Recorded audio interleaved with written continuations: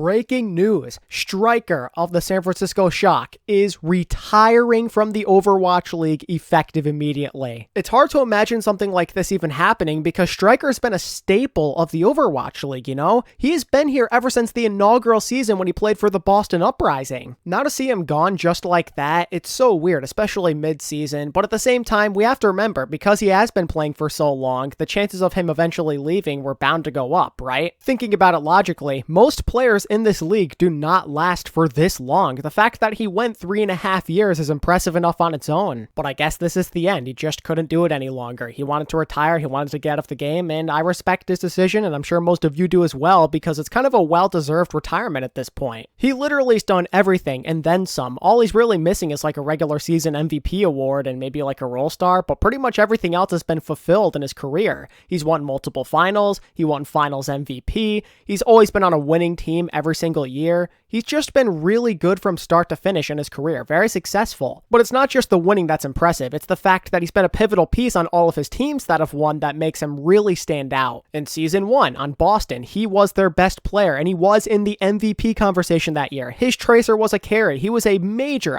absolutely huge reason why they were able to have a 10-0 Stage 3. Not to mention that, generally speaking, that Boston team had very little expectations during the preseason of that year, you know? Boston were not expected to be anywhere near the top, but Boston had the third best record in the Overwatch League, and they made the playoffs. After that, when their playoff run ends, things don't go so well, so he gets traded to the Shock, and that ends up being probably the best possible thing that could have happened to him in his career. First off, he's got Krusty again. He can be successful under his coach that made him famous, kind of in a way, I guess you could say, on Boston. But to add on to that, he's on a very talented team that's filled to the brim with potential who could actually make use of his solid efforts. And sure, things kind of start off with him, just riding the bench. Goats isn't really his thing. You want to play Sinatra and Rascal at all times, so there's really no use for him. But by the end of the season, when 222 gets introduced and going into the playoffs, he plays a pivotal role in their success and helps them win a championship. Then in Season 3, he kind of just carries that momentum. He continues to do his thing. He dominates on Tracer. He dominates on Hanzo. Whatever he has to do for his team, he will to the best of his ability. And as a result, he ends up becoming a 2-time champion. Striker easily had one of the most successful careers in Overwatch League history so far. It's really not that close either. Not many players can say they have the same level of achievements as him. Not many players can say they have one championship, let alone 2. Not many can say they were in the MVP race at one point in their career. Not many people can say they won finals MVP. It's just stuff like this that really goes to show how amazing Striker was at this level. Just some other fun facts about Striker and how accomplished he was. He's also one of only 5 players in Overwatch League history to get 4,000 plus final blows. He also has the 3rd highest final blow to death ratio ever in league history.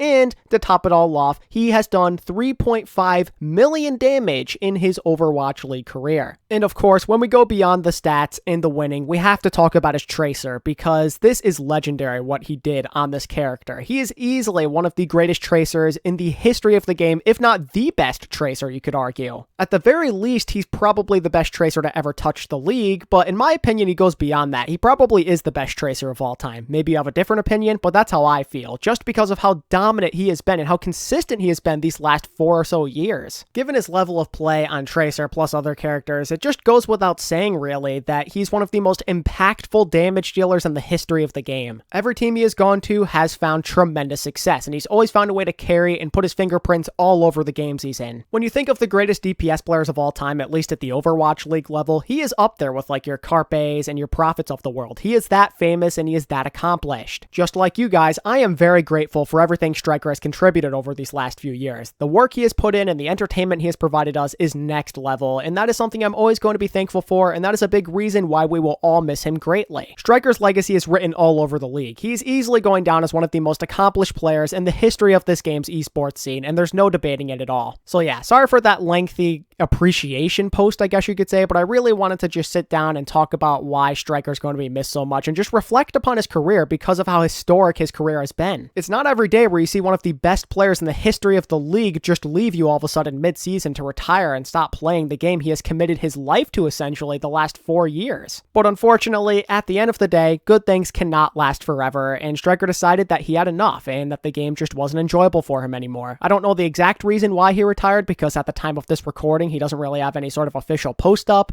but I'm sure that's kind of the reason why for the most part. Although I've also heard that some people are saying that it might be military related, or maybe he's going to play a different game. I'm sure those are both possibilities too, so keep that in mind. Okay, now let's talk about what this means for the Shock, because obviously this is massive. Striker was one of their most reliable playmakers, and now they have to go on without him. It's not like when Sinatra retired last year to go play Valorant, or when they traded Architect, because those guys were kind of just off the bench anyway. Striker was more of a full-time starter, or at least getting a lot of the playtime. It really makes you wonder if they plan to sign a new DPS to replace him, or if they're just going to depend on Glister and maybe Tayo, I guess, to pick up the slack. Glister's got the sniper stuff and the McCree on lockdown. I'm just worried about the Tracer. Surely he is a reliable Tracer player, but not to the level of Striker, you know? Not like championship level. There's a difference. So maybe the Shock want to try and get another hitscan player or like a Tracer specialist of some sort to try and pick up the slack. I could definitely see that happening. Krusty likes to sign new guys. He loves developing talent, so this is definitely a road they could end up taking. But who knows? Maybe Tracer won't even be that relevant by the time like the playoffs come around or anything, and the Shock can get by without that Striker factor going on for them. But even then, again, remember that Striker is not only good at Tracer and that he makes other contributions. His level of clutchness in general is not going to be an easy thing to replace. So in the short term, maybe the Shock can get by if they don't need to play a ton of Tracer or whatever. But in the long term, when we're talking about playoffs and trying to make a run for a third title in a row,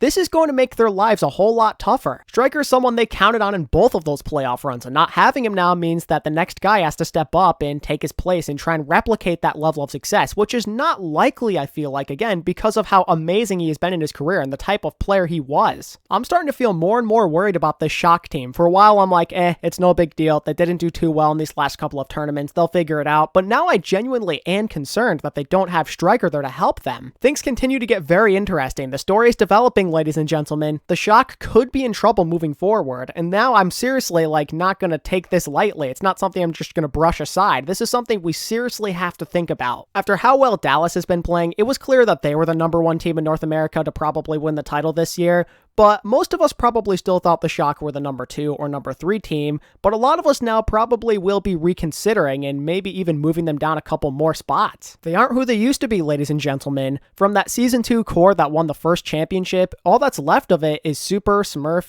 Choi, and what? Violet? That's it. Everybody else is gone. But of course, this is kind of realistic. This is something that was bound to happen eventually, because when you're this good, you can't hold on to everybody. It's just not a realistic outcome. People are going to leave for various reasons, whether they want to go to a new team, they want to get paid more, or they just retire and go to a different game. The Shock and their fans, they're living through it right now. This seriously might be the beginning of the end. This is their final chance to maybe make a push for a title. After that, who knows what might happen? I don't mean to sound toxic or anything, but this is kind of a big deal, you know? They've been the one and only dynasty we have had at this level, so seeing them disappear slowly like this, it's kind of crazy to think about. The Shock are absolutely a point of interest to keep an eye on moving forward for the rest of the year. So generally speaking, yeah, the Shock's title odds definitely go down from something like this, but is it impossible for them to bounce back and win a championship for a third year in a row? No, of course not. They have Krusty and some very talented and experienced pieces. Anything is possible with them, but this definitely does hurt their odds. And with that said, that's basically everything I have for you in this news video. One last time, before I wrap it up, I just wanted to thank Striker for everything he has done.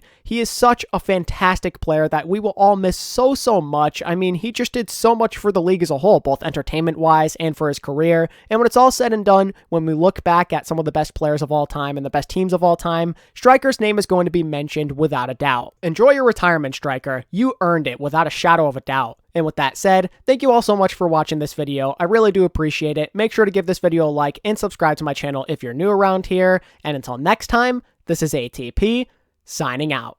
Peace.